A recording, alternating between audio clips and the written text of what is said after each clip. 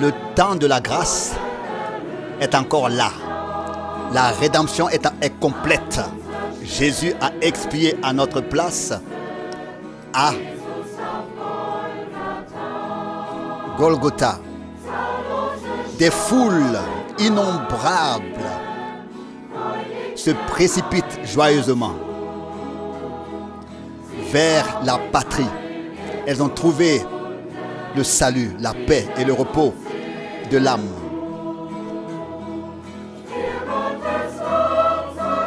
Gloire à toi, agneau de Dieu, ton sacrifice est accompli. Tu nous as libérés de nos fautes et de nos péchés.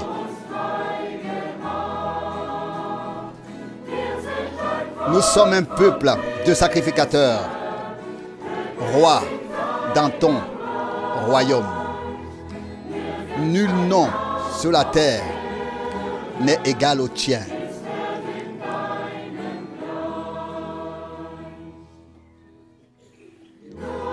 Maintenant, le trône de la grâce est aspergé du sang du sacrifice.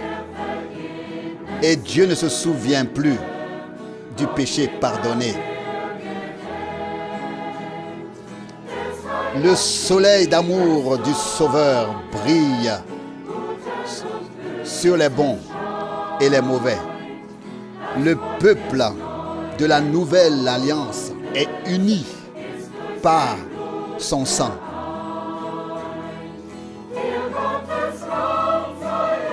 Gloire à toi, agneau de Dieu, ton sacrifice est accompli.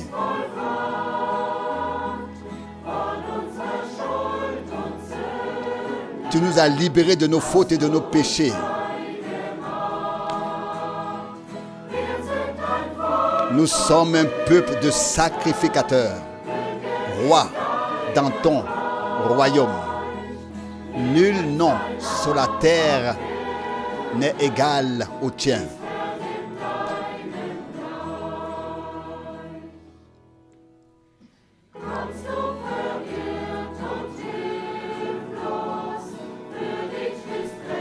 Si tu es perdu et désemparé, le salut est là pour toi. Ce que le monde ne t'offre pas, tu le trouveras à Golgotha. La paix pour les questions de doute, la guérison pour toute douleur, la force pour porter la croix, l'amour pour les cœurs vides. Gloire à toi, agneau de Dieu. Ton sacrifice est accompli. Tu nous as libérés de nos fautes et de nos péchés. Nous sommes un peuple de sacrificateurs, rois dans ton royaume. Nul nom sur la terre n'est égal au tien. Gloire à toi, agneau de Dieu. Ton sacrifice est accompli. Tu nous as libérés de nos fautes et de nos péchés. Nous sommes un peuple de sacrificateurs, rois dans ton royaume. Nul nom sur la terre n'est égal au tien.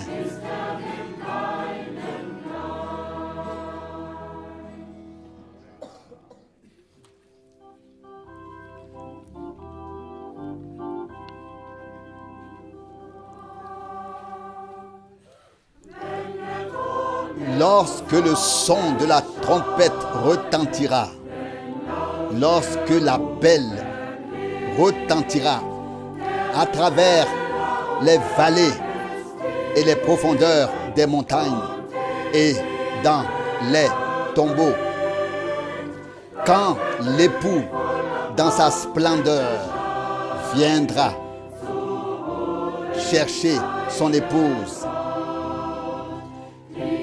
qu'il appellera à lui comme elle exulte dans les airs, glorieusement transfigurée dans sa lumière. Glorieusement transfigurée en sa lumière. Glorieusement transfigurée en sa lumière. L'appel retentira, les morts se lèveront, glorieusement transfigurés en sa lumière.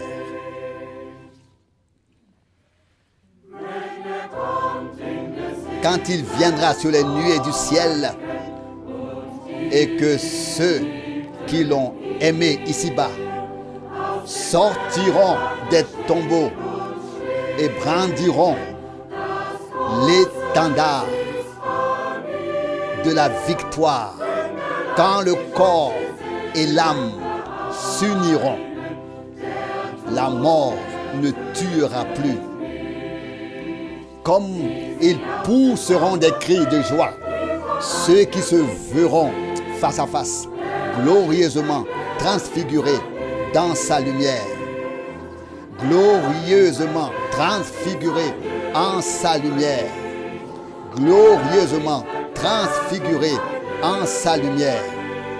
L'appel retentira, les morts se lèveront, glorieusement transfigurés en sa lumière. Ce qui a été semé dans la faiblesse terrestre naîtra alors en puissance. Le chant des rachetés résonne pour celui qui crée de si grandes choses. Lorsque l'aurore illumine les ténèbres et que le jour d'or se lève, comme ils poussent des cris de joie autour d'eux, ceux qui ne se séparent plus, glorieusement transfigurés dans sa lumière. Glorieusement transfigurés en sa lumière. Glorieusement transfigurés en sa lumière. L'appel retentira. Les morts se lèveront, glorieusement transfigurés en sa lumière.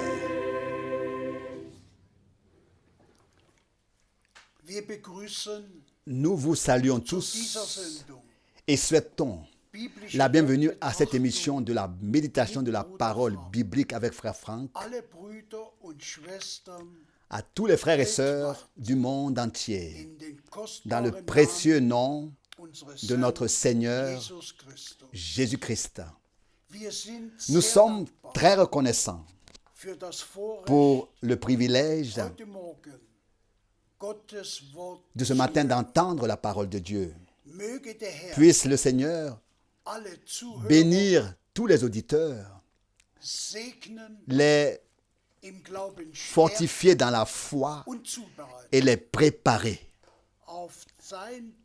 à sa venue prochaine.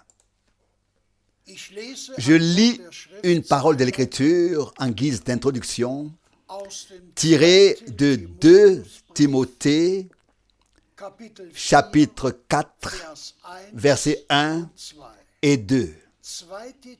2 Timothée 4, versets 1 et 2. Je t'en conjure devant la face de Dieu et du Christ Jésus, qui jugera les vivants et les morts dans les temps à venir, à son apparition et à son règne. Prêche la parole, présente-la, insiste en toute occasion favorable ou non, convainc, corrige, avertit avec toute douceur et enseignement. S'il te plaît, frère Franck, remercions le Seigneur pour une parole si précieuse que nous allons encore aborder dans un instant. Mais tout d'abord, je voudrais saluer chaleureusement tout le monde et vous remercier pour les salutations que vous nous avez adressées, qu'il s'agisse du frère Müller à la mer Baltique, des frères et sœurs Anderson de Nouvelle-Zélande ou du docteur Mbié de la République du Congo. C'est pareil, du monde entier, de partout, nous avons reçu des salutations de ceux qui écoutent, qui sont bénis et qui vivent ainsi leur préparation. Nous pouvons dire sincèrement et honnêtement que sans le dernier message, nous n'aurions aucun fondement sous les pieds de notre foi sur lequel nous pourrions nous tenir. Les saintes Écritures peuvent être lues par tous, dans toutes les communautés religieuses, dans toutes les communautés. Mais la question est, où est la parole pour ce temps? Et la question suivante est, ne s'agit-il pas aujourd'hui principalement du retour de Jésus-Christ et de notre préparation en vue du jour glorieux où le Seigneur reviendra prendre les siens à la maison? Il ne suffit pas de tenir de simples services divins, de chanter, de prier, de lire une parole et de remettre les gens à la grâce du Seigneur. Celui qui est aujourd'hui confié à la grâce du Seigneur doit être familiarisé avec ce que Dieu a promis pour cette dernière étape dans sa parole. Promis et déterminé pour cette dernière étape dans sa parole. Et c'est pourquoi nous devons à chaque fois parler à nouveau du fait que tout comme Jean-Baptiste a apporté le message, a annoncé un baptême de repentance et a également annoncé le pardon des péchés. Pourquoi? Il pouvait dire, voici l'agneau de Dieu qui enlève, qui ôte le péché du monde. Et c'est pourquoi il pouvait déjà, en vue du pardon qui allait se produire, baptiser tous ceux qui croyaient et avaient accepté le message qu'il avait apporté. De la même manière, nous ne baptisons aujourd'hui que des personnes qui ont accepté le message, mais pas seulement cela, mais aussi ceux qui ont reconnu et ont reçu dans la foi que l'agneau de Dieu a versé son sang et que nos péchés ont été pardonnés. Et c'est pourquoi nous baptisons des personnes qui ont reçu et accepté le pardon. Dans un sermon écouté récemment, Frère Branham a dit, aujourd'hui, trop de gens sont baptisés alors qu'ils ne se sont pas du tout repentis. Et cela m'a tout simplement touché le cœur. Car la foi précède le baptême. Mais avant le baptême, la foi est suivie par la repentance. La repentance est suivie ensuite par le baptême.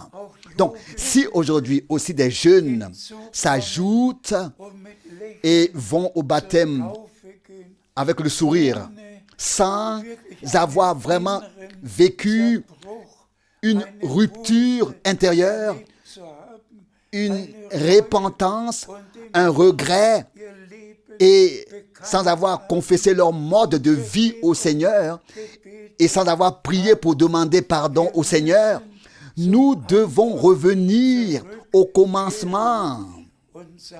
Et disons encore une fois ce que frère Branham a vraiment dit, et cela du fond du cœur. Aujourd'hui, trop de gens sont baptisés qui ne se sont pas repentis. Et donc, chers frères et sœurs, aujourd'hui, il s'agit de faire toutes les expériences bibliques. Si la parole est annoncée et qu'elle nous va droit au cœur, alors nous venons au Seigneur. Et le Seigneur dit, celui qui vient à moi, je ne le rejetterai pas. Nous devons prendre le bon départ pour pouvoir faire une bonne fin.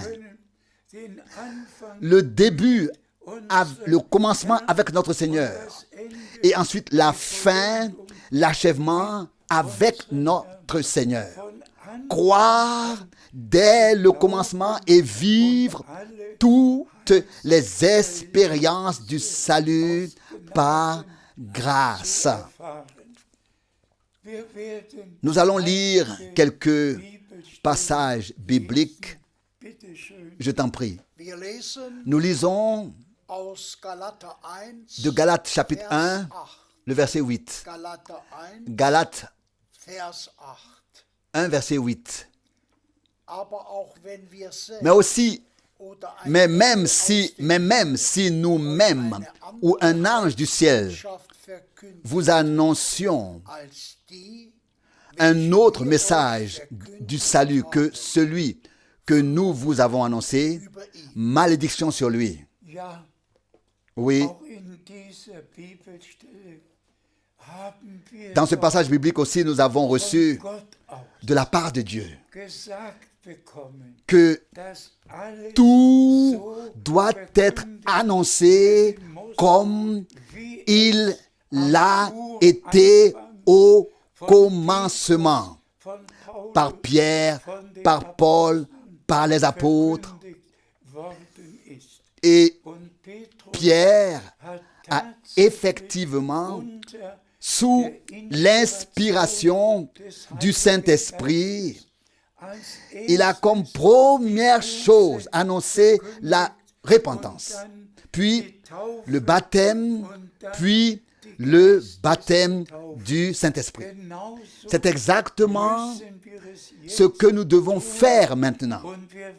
Et nous vivrons tout cela par la grâce. Et comme il a été dit dans la parole d'introduction avec tant de clarté et d'insistance, que la parole est annoncée en toute occasion favorable ou non.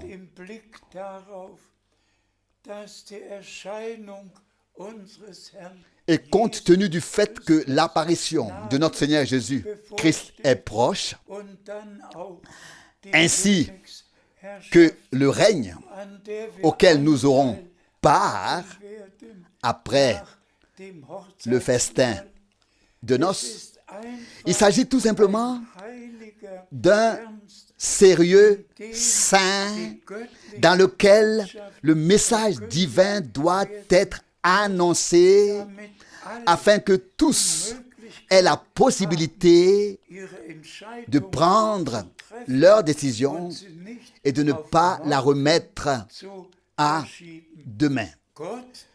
Que Dieu le Seigneur nous accorde la grâce maintenant à la fin, afin que nous fassions avec lui les mêmes expériences du salut qui furent vécues au commencement. Je t'en prie, nous lisons Tite 2, versets 7b et 8. Tite 2, la deuxième partie du verset 7, donc le verset 7b et 8. Dans l'enseignement, fait preuve d'exempt de falsification, digne de sérieux, une parole saine et incontestable, afin que tout adversaire se sente confus de ne pas pouvoir dire du mal de nous. Pour cela, nous disons Amen. L'enseignement doit être sans falsification. Rien ne doit être ajouté, rien ne doit être modifié, tout doit rester dans l'original. Et c'est sur ce point que Paul, aussi que Pierre et Jacques, les apôtres, ont toujours insisté. Et c'est aussi ce que nous devons faire dans notre temps. Nous devons insister sur ce point. L'enseignement selon lequel il n'y a qu'un seul Dieu qui pour notre salut s'est manifesté comme Père dans les cieux, en son Fils seul engendré de lui sur terre, et par le Saint-Esprit dans l'Église rachetée. Que nous ne parlions pas d'une Trinité, parlions pas de trois personnes éternelles,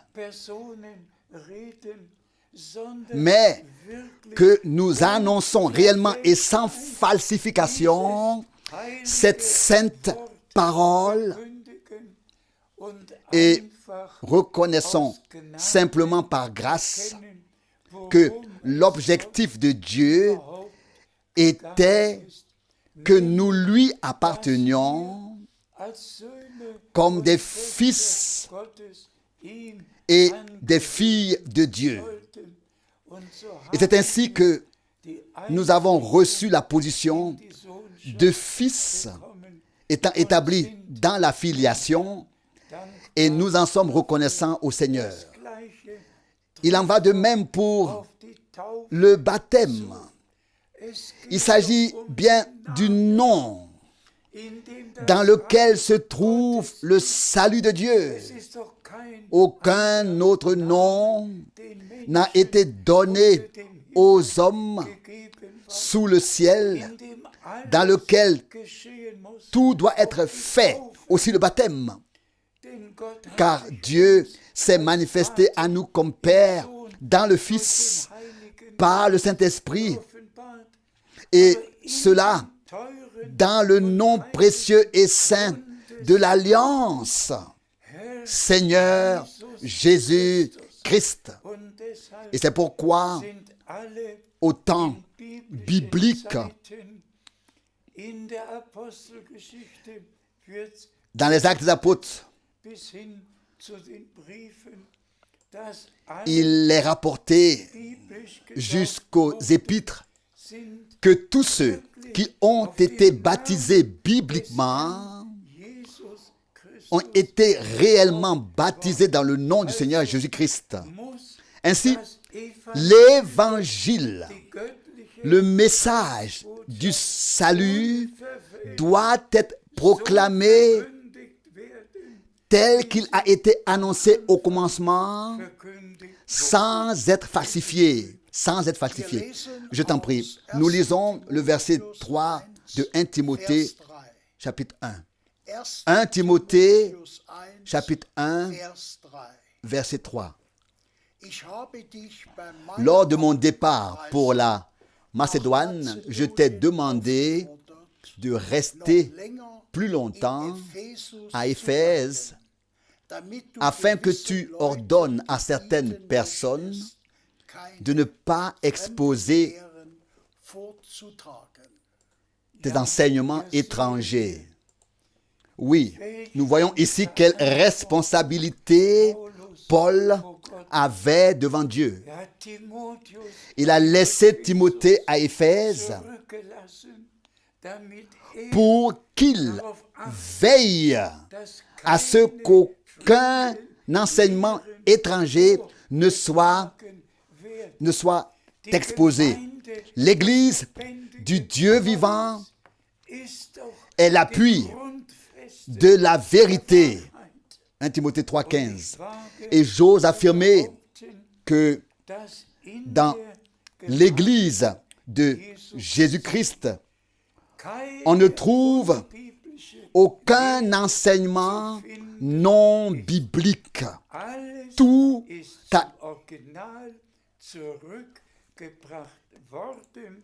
a été ramené à l'original. Et nous pouvons toujours souligner à nouveau que Dieu, à notre époque, a pu utiliser son messager, son serviteur, son prophète, pour nous ramener à l'original, à la parole de Dieu, aux enseignements bibliques et à l'enseignement des apôtres, à la pratique des apôtres, à tout ce qui était au commencement. Et ce message pur, ce message divin du salut précède la seconde venue du Christ, et tous ceux qui le croient vivront leur préparation. Et tous ceux qui passeront à côté de cela, le Seigneur passera à côté d'eux. Poursuivons notre lecture.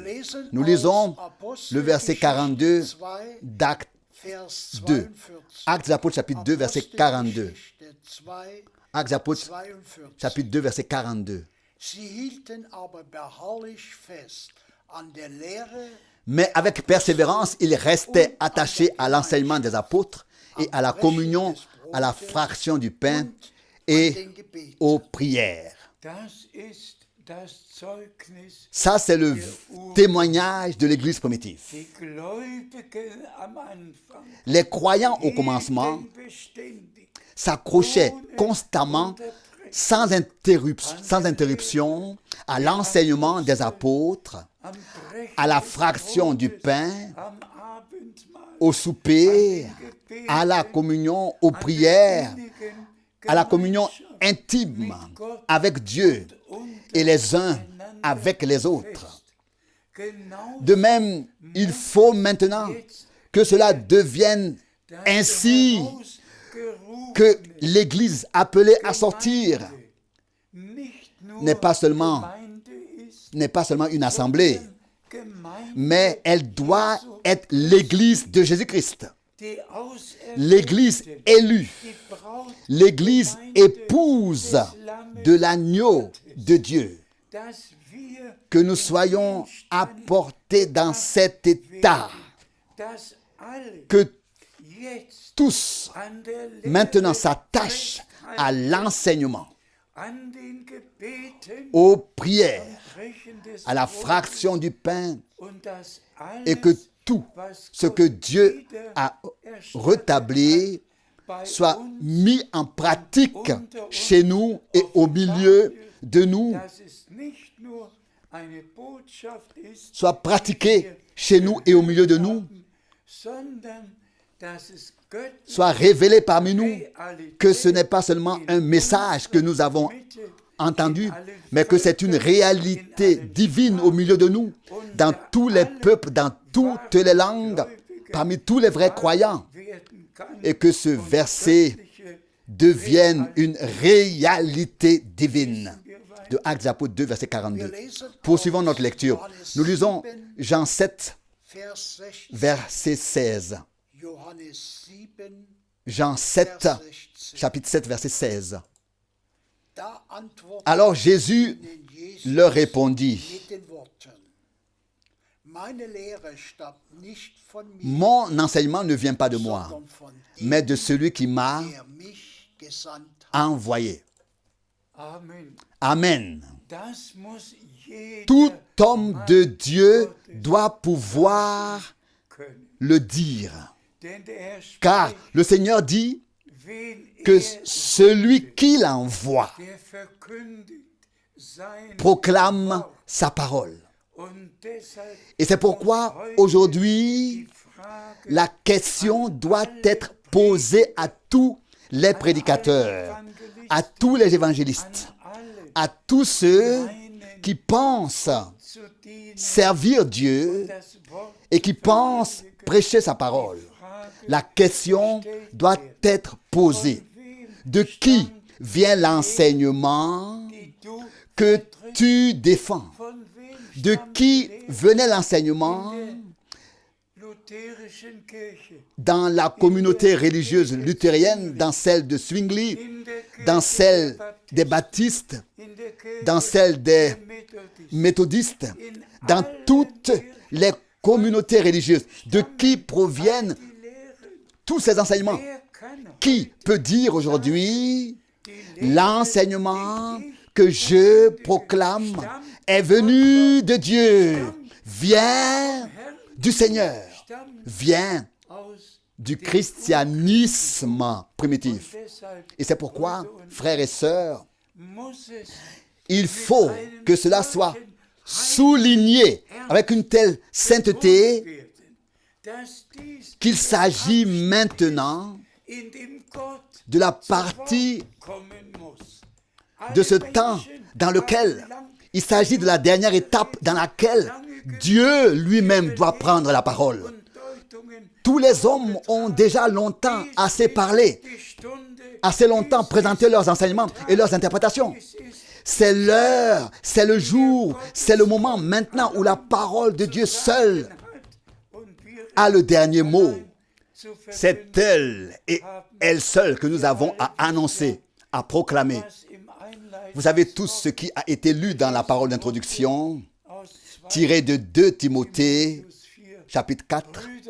Ô frères et sœurs, pouvez-vous vous imaginer ce que j'ai vécu le 2 avril 1962 à l'aube? Pouvez-vous imaginer ce que cela signifie d'avoir entendu la voix puissante, audible du Seigneur avec cette oreille dans un ton de commandement? Dans un ton de commandement. Frères et sœurs, Dieu le Seigneur lui-même m'a appelé à voix audible, à proclamer sa parole, à aller de ville en ville et de pays en pays. Et c'est pourquoi Paul a dû clairement écrire à Timothée autrefois, je t'adjure devant la face de Dieu qui jugera un jour les vivants et les morts. Prêche la parole, que cela aille droit au cœur de tous et que tous les frères qui servent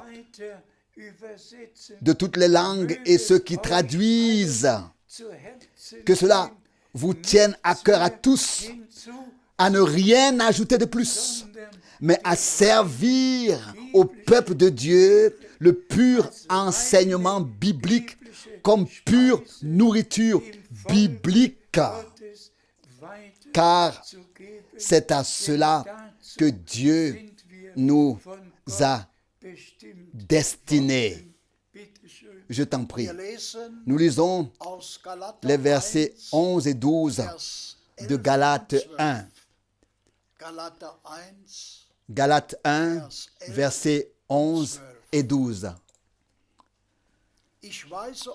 Je vous fais remarquer, en effet, frères, que le message du salut digne de confiance que j'ai annoncé avec assurance n'est pas à la manière des hommes. En effet, je ne l'ai pas reçu d'un homme, ni en prenant des cours, mais par une révélation de Jésus-Christ. Puisse Dieu le Seigneur faire en sorte que cette parole devienne une réalité divine pour tous les frères qui servent sur toute la terre. Que chacun de nous puisse dire que nous ne proclamons rien de personnel, mais que nous transmettons la parole que Dieu a révélée.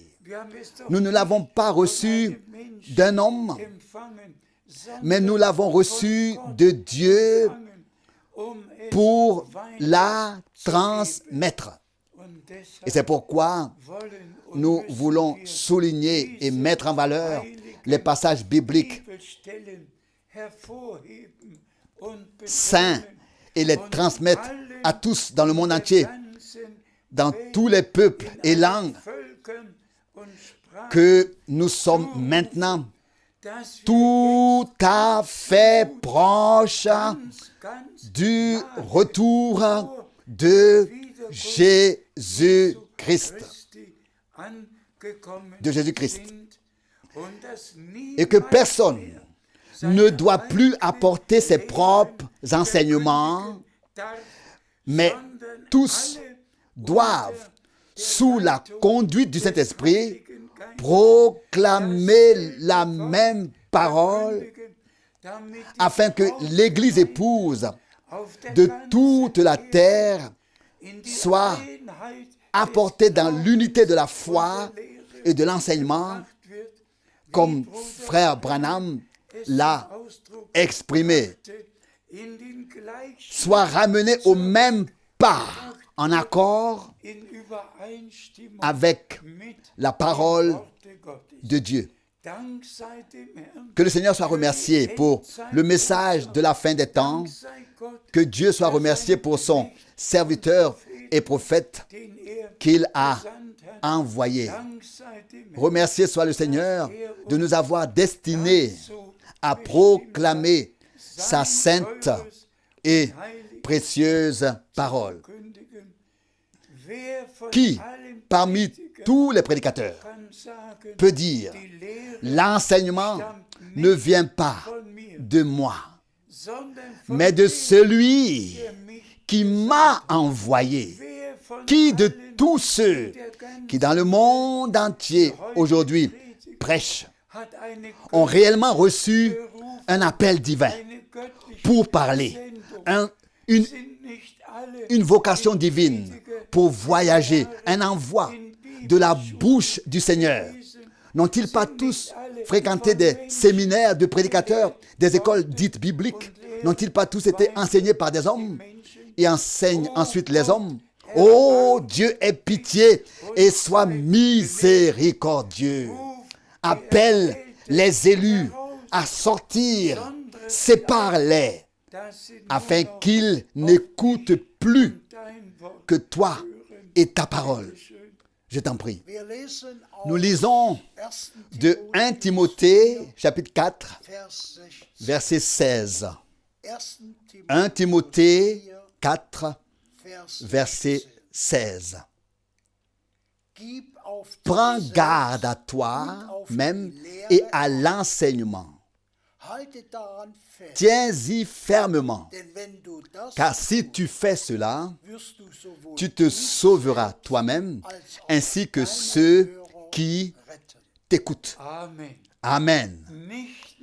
Pas seulement toi qui annoncent la vraie parole, la parole de la vérité, mais tous ceux qui écoutent la parole que tu annonces seront avec toi auprès du Seigneur.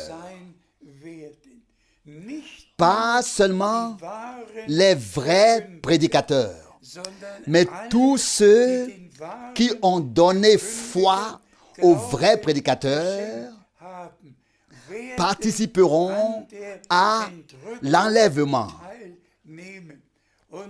Et c'est pourquoi, à plusieurs reprises, dans ces passages bibliques, l'accent est mis sur l'enseignement. Nous avons tous besoin d'un véritable enseignement biblique. Et que le Seigneur soit remercié d'avoir particulièrement utilisé Paul pour mettre l'accent sur cela et le souligner. Prends garde à l'enseignement. Fais attention à ce que tu enseignes. Et nous tous qui proclamons les choses bibliquement, souhaitons que tous les frères et toutes les sœurs dans le monde entier ne croient qu'à la proclamation biblique et remercie le Seigneur de ce que nous vivons maintenant dans le temps où seul Dieu lui-même prend la parole et où seule la parole de Dieu doit prévaloir. Je t'en prie. Nous lisons Colossiens 4, verset 16. Colossiens 4, verset 16. Et si cette lettre a été lue chez vous, faites en sorte qu'elle soit aussi lue dans l'assemblée de Laodicée et que vous aussi, vous puissiez lire celle de Laodicée. Remercié soit le Seigneur, frères et sœurs bien-aimés. Ce qui m'interpelle tant avec ces quelques paroles, c'est le fait que Paul écrit ici, si cette lettre, donc c'était des lettres qui ont été écrites, et soyez honnêtes, quand une lettre vous est adressée, vous en lisez le contenu, elle vous est adressée. Vous ne laissez pas l'enveloppe fermée, vous l'ouvrez. Vous ouvrez l'enveloppe, vous lisez la lettre. Et ici, Paul écrit, si cette lettre est lue chez vous, alors qu'elle soit lue aussi dans l'assemblée de Laodicée, qu'elle soit lue partout. Et c'est bien pour cela que les lettres des apôtres ont été rassemblées pour être lues aujourd'hui, non seulement par l'assemblée de Laodicée, ou à Paris, ou à Rome, ou à Berlin, ou à Washington. Ces lettres des apôtres sont devenues un Nouveau Testament, ont été rassemblées et s'adressent à nous tous, à nous tous. C'est à toi et à moi que ces épîtres sont adressées et nous devons les lire avec attention et les prendre à cœur, car le contenu nous est adressé et nous qui est adressé à nous, qui lisons ces lettres des apôtres. Alléluia, alléluia, soit notre Seigneur pour cela. Nous poursuivons notre lecture. Nous lisons dans 1 Thessaloniciens, chapitre 5, versets 26 et 27. 1 Thessaloniciens, chapitre 5, versets 26 et 27. Je vous en conjure par le Seigneur.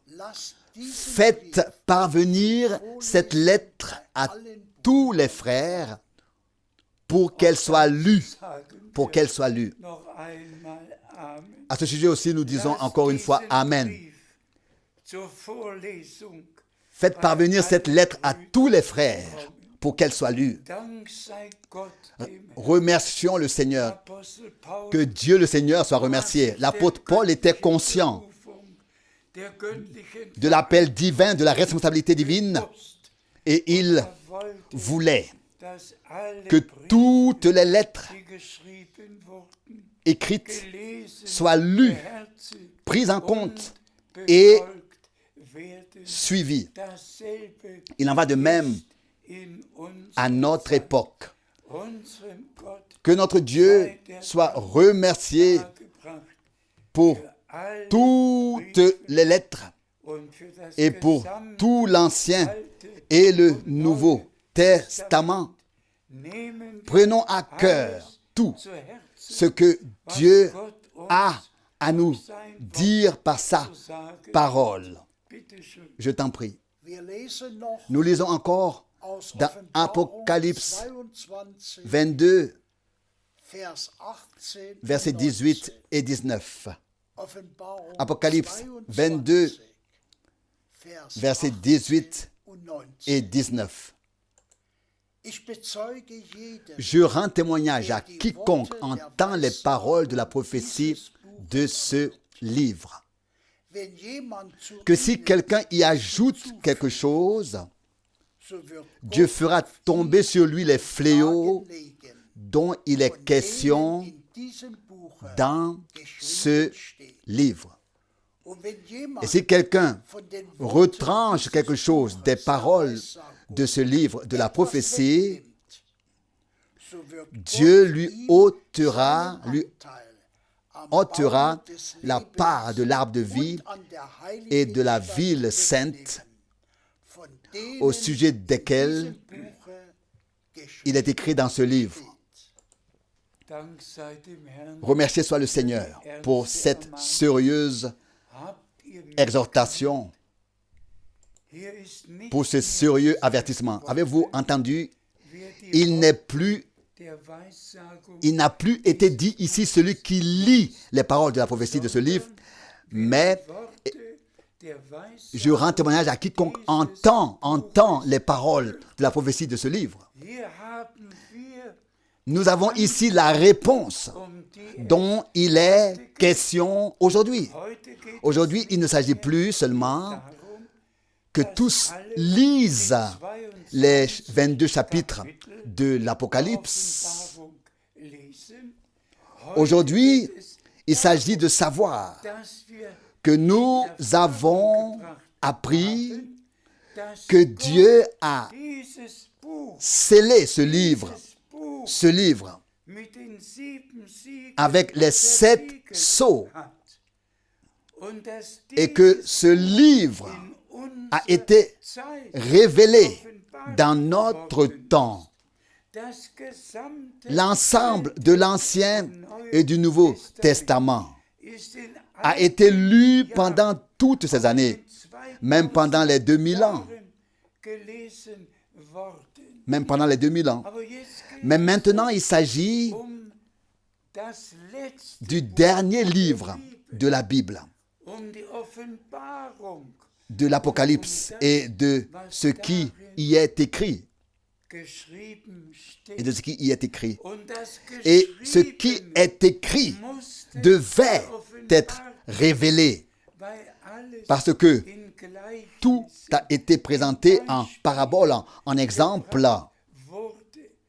Et nous le savons tous, jusqu'à aujourd'hui, tous les théologiens confessent et disent: je ne veux pas le lire encore une fois parce que je ne comprends rien de ce qui y est écrit. De ce qui y est écrit. Et frères et sœurs, savez-vous que certains traducteurs de la Bible ne voulaient pas inclure l'Apocalypse dans leur Bible parce qu'ils ne pouvaient rien comprendre de son contenu. Et si nous pensons maintenant que dans les 2 derniers versets d'Apocalypse 22, il nous est dit, celui qui entend les paroles de la prophétie de ce livre. Depuis quand pouvons-nous écouter, entendre? Depuis l'ouverture des sceaux. Et nous devons le dire devant Dieu et en témoigner. Frère Branham a reçu une instruction directe du Seigneur le 28 février 1963 que les sceaux seraient ouverts et en mars 1963, ils ont été ouverts et tout ce que nous avons à proclamer a été ouvert, a été révélé par grâce. Et le reste dont il n'a pas parlé concernant les 7 jugements de trompette, les 7 jugements de coupe de colère, sur tout ce qui se passerait encore après l'enlèvement. Nous pouvons le lire effectivement. Et je peux le dire, devant la face de Dieu, en levant la Bible par reconnaissance. Rien de ce que je lis dans les 22 chapitres ne m'est resté caché. Rien n'est resté pour moi une énigme. Fondamentalement, tout, absolument tout a été révélé. Donc, aujourd'hui, nous ne faisons pas que lire. Aujourd'hui, nous écoutons ce que l'Esprit a à dire aux églises. Et aussi certainement que Dieu a utilisé Jean, son disciple préféré, et l'a envoyé sur l'île de Patmos pour recevoir la révélation.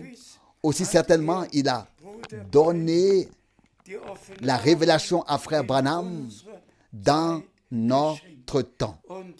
Et maintenant, nous pouvons faire les deux. Nous pouvons y lire, et toujours plus, particulièrement les 7 lettres d'envoi. Celui qui a une oreille, qu'il entende ce que l'Esprit a à dire aux églises et ce que Dieu a encore à dire. Aujourd'hui, grâce à Dieu, nous pouvons faire les deux. Lire et nous pouvons écouter. Et nous en sommes reconnaissants de tout cœur au Seigneur, qu'il a envoyé son serviteur et prophète. Nous avons aussi écrit sur ce sujet. Moi aussi, j'ai écrit un livre sur l'Apocalypse, résumant ce que le Seigneur a révélé. Frères et sœurs, aujourd'hui, et je le dis encore une fois du fond de mon cœur, aujourd'hui, nous pouvons lire.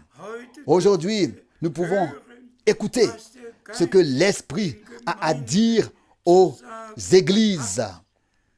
Aujourd'hui, c'est le moment où l'Esprit et l'épouse disent « Viens ». Aujourd'hui, c'est le temps où l'épouse ne dit que ce que l'Esprit a révélé de la parole. Aujourd'hui, c'est la dernière étape avant le retour de Jésus-Christ. Et nous remercions le Seigneur, nous remercions Dieu le Seigneur de nous avoir donné le dernier message et que nous puissions nous repentir, nous convertir, pouvons être baptisés, vivre le renouveau, la nouvelle naissance, le pardon de nos péchés, jusqu'à être remplis du Saint-Esprit. Mais disons-le encore une fois clairement. Combien nombreux sont ceux qui ont vécu des expériences bibliques lors de réveils passés et pourtant ils ne croient pas le message. Seuls les élus croient ce que Dieu a révélé de sa parole. Et c'est pourquoi, à la fin, la chose merveilleuse est encore une fois soulignée. Et l'esprit et l'épouse disent « Viens ». Et que celui qui l'entend dise « Viens ». Remercié soit le Seigneur. L'époux reviendra pour prendre à la maison une épouse préparée et sanctifiée dans la parole de la vérité. De la vérité. Que l'honneur et la louange soient rendus à notre Seigneur dans toute l'éternité. Je vous prie de m'excuser si dans ma 90e année, 90e année, je ne suis plus en mesure de prêcher avec autant de fraîcheur et d'entrain que les années précédentes. Mais tous ceux qui sont de Dieu seront reconnaissants d'entendre le dernier message, d'y croire et de se préparer en conséquence pour le jour glorieux.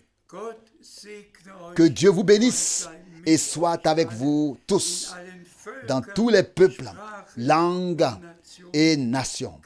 Loué et exalté soit le nom du Seigneur, le nom de Jésus-Christ. Amen.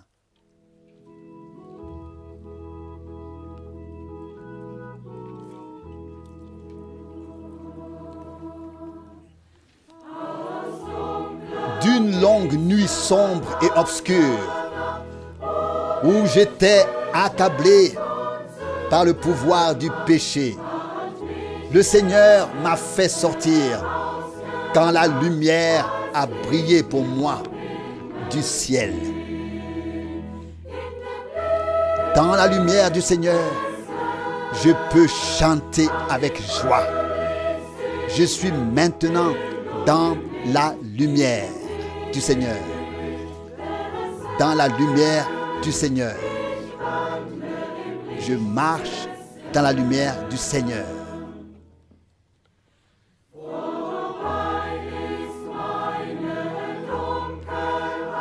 Mes ténèbres sont terminées. J'ai atteint la béatitude, la joie et la satisfaction depuis que Jésus est devenu ma lumière. Ô Jésus, comme tu es précieux, mon cœur ne désire rien d'autre que toi et ta parole qui m'apprend à marcher dans ta lumière. Dans la lumière du Seigneur, je peux chanter avec joie. Je suis maintenant dans la lumière du Seigneur. Je marche dans la lumière du Seigneur.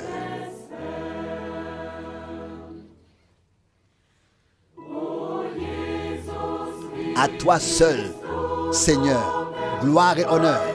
Je ne veux faire que ta volonté. Par ta grâce, en toi, repose mon salut et ma lumière éternelle.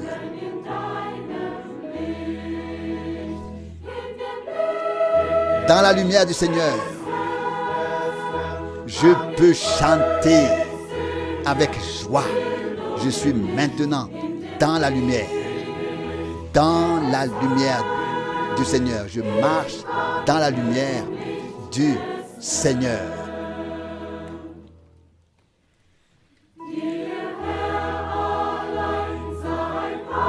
À toi seul, Seigneur, soit gloire et honneur. Je ne veux faire que ta volonté. Par ta grâce, en toi repose mon salut et ma lumière éternelle. Dans la lumière du Seigneur, je peux chanter avec joie. Je suis maintenant dans la lumière du Seigneur. Je marche dans la lumière du Seigneur. Dans la lumière du Seigneur, je peux chanter avec joie. Je suis maintenant dans la lumière du Seigneur. Je marche dans la lumière du Seigneur.